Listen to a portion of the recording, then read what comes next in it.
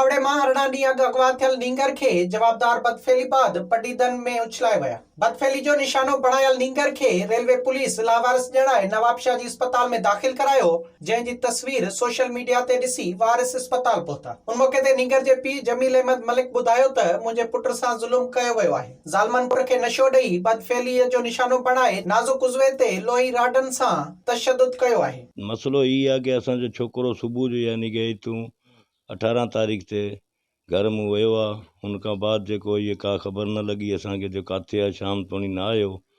पोइ असांखे महसूसु थियो भई कि कोई शायदि ॿार खणी आहिनि, कोई उबाड़े शहर में हुयो कोन। सॼी ॻोल्हा कईसीं असां।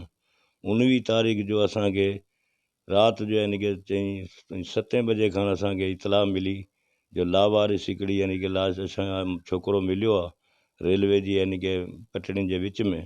इहा हिकिड़ी को गैंग आई आहे जेकी ॿारनि खे अगवा करे थी। अगवा खां बाद उन सां ज़्यादती बि छोकिरे सां कई वई आहे तमामु। हुन वधीक चयो त पुलिस हथबदीअ जो तकरार ॼाणाए जवाबदार गिरफ़्तार करण लाइ तयार न आहे। नोटिस वठी इंसाफ़ फराहम कयो वञे। विजिट कयो अवामी आवाज़ मीडिया ग्रुप जी वेबसाइट awamiawaz.pk।